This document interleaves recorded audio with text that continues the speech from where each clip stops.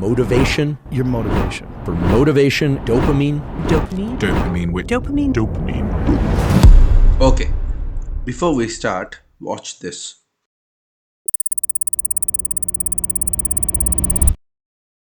Notice that feeling, that small pull, that finish hitters, maybe a bit of irritation. You didn't decide to feel that, it happened automatically, subliminally.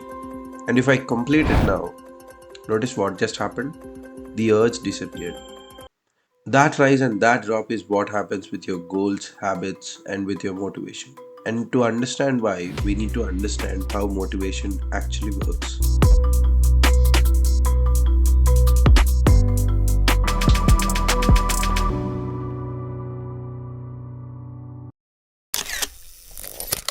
When something new is happening, uncertain, not fully understand, motivation feels alive. You don't need to push yourself, you don't negotiate with your mind, you just act. Anything that's novel or new is something that triggers our dopamine in our reward pathway. But once the outcome becomes familiar, once your brain knows how it actually ends, that pull weakens. Not because you stopped caring, but because the uncertainty is gone. You understand how things gonna happen. This is why motivation often fades before the goal is finished. That's why most of the people starts very good, but they won't reach the goal. Because most people never notice this shift. They just feel the drop and blame themselves for it. But that drop isn't random. It happens with every specific person, every specific point. And here is the part most people miss. That shift from curiosity to familiarity isn't psychological.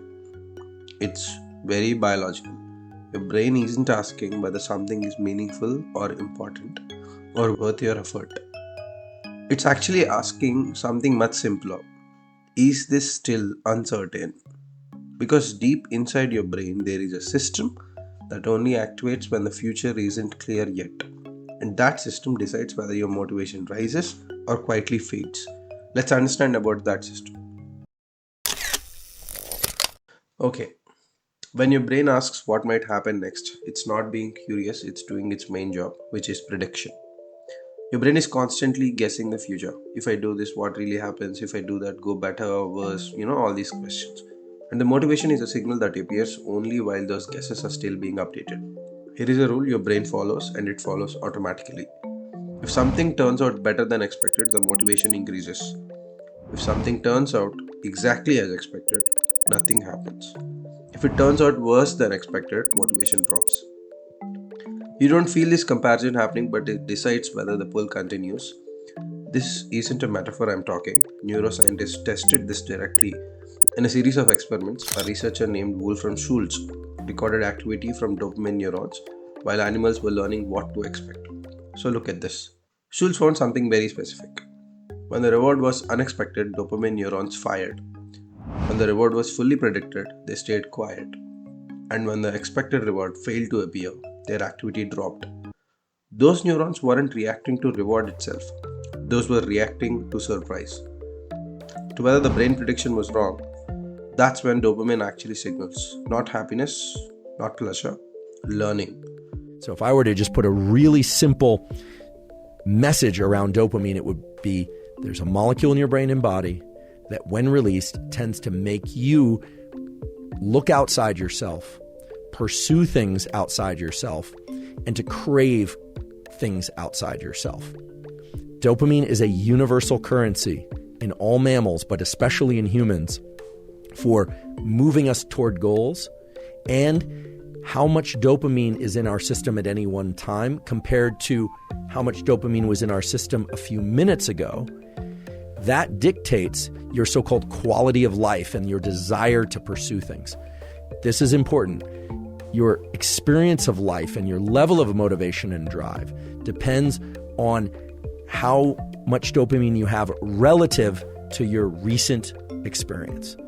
Intermittent schedules are the way that the internet and social media and all highly engaging activities keep you motivated and pursuing. There's something called dopamine reward prediction error. When we expect something to happen, we are highly motivated to pursue it. If it happens, great. We get the reward. The reward comes in various chemical forms, including dopamine. and we are more likely to engage in that behavior again. This is the basis of casino gambling. This is how they keep you going back again and again and again, even though on average, the house really does win. You can transplant that example to any number of different pleasureful activities. It marks moments where reality doesn't match expectation. This is why motivation shows up at the beginning of things, when you start a new habit, when you start a new project, basically when the outcome is still uncertain. This is why when you repeatedly engage in something that you enjoy, your threshold for enjoyment goes up and up and up. But as the pattern repeats, there are fewer surprises, fewer updates. The future starts to feel familiar. And that's when nothing differs from expectation anymore. And that's when the motivation signal shuts off. Let's move on to chapter 3 and understand more about this. Up to now, we have treated motivation as one thing, but neuroscience shows it isn't.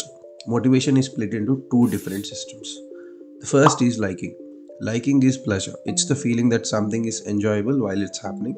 The second is wanting. It's the pull towards something before it happens. Okay, this is important.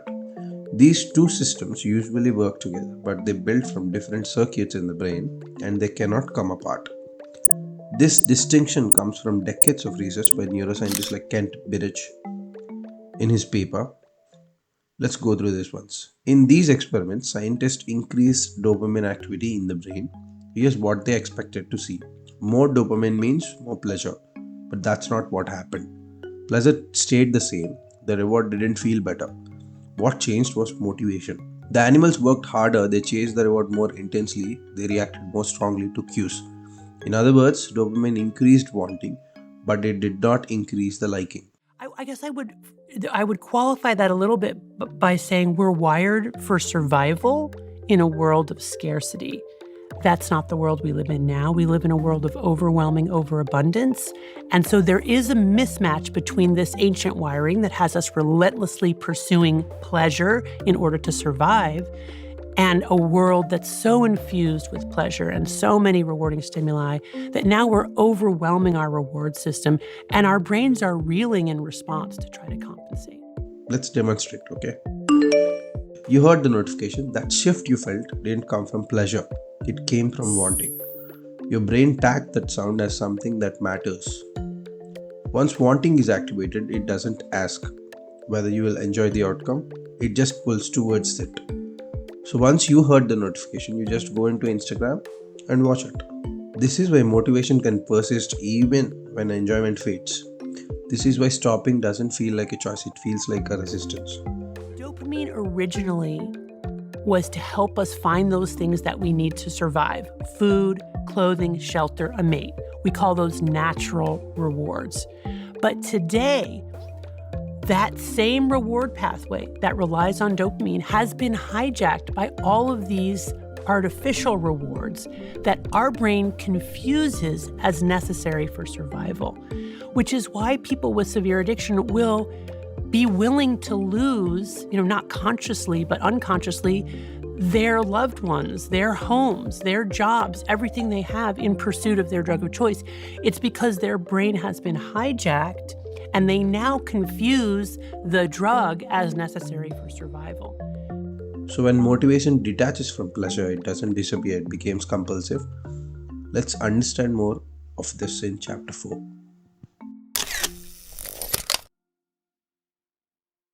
There is one more thing that you need to understand about motivation. Most of it happens before you are aware of it. When a cue appears, like a notification, a movement, or a familiar signal that you know, your brain reacts instantly. Wanting is triggered, and only after that does conscious thought arrive. That's why urge feels very sudden. You don't decide to want something, you notice that you're already do. By the time you are already aware of pull, the signal already running. This doesn't mean you have no control, it means control comes late. It explains what already started. This happens with everybody.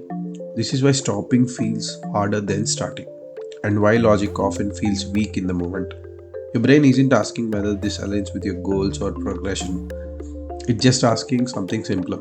Is this salient right now? And if the answer is yes, attention follows. So, urge is like that. Urge feels very sudden. Let's crack this more in chapter 5. Everything you have learned so far points to one uncomfortable truth.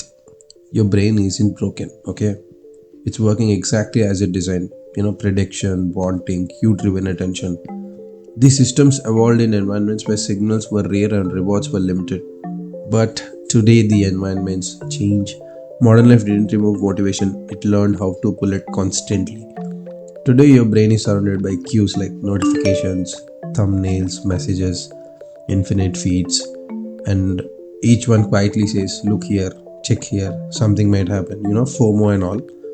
And your motivation system reacts automatically because it was built to. Remember what motivation responds to: uncertainty, prediction, surprise. Modern systems are designed to keep those conditions alive. Not by offering constant rewards, but variable ones. Sometimes there is something interesting, sometimes there isn't. But you never know which one it will be. That uncertainty keeps wanting alive, learning never finishes, and satisfaction never settles. So motivation doesn't disappear. It fragments. You feel busy, stimulated, and at the end of the day you feel exhausted. That's why discipline feels weaker than it used to. Not because you lack it, but because discipline was never meant to fight this kind of environment that triggers motivation every few seconds. So if motivation feels unstable today, that's not a personal failure. It's just a mismatch, an ancient brain in perfectly optimized world. And once you see that something important shifts, you stop asking why can't I stay motivated and start asking what is my motivation responding to? Because motivation isn't something you summon with effort, it is something your brain generates in response to its surroundings. So basically, change your surroundings, or at least understand them, and motivation stops feeling mysterious. And now you finally see how system works. Now you understand, change it. Thank you for sticking till the end. I know motivation on this video all feels boring, but you want fun? Watch my latest 2025 look back video. It's actually very fun to watch. I've cut like that. And if you find this information valuable, consider subscribing, and see you again. Bye.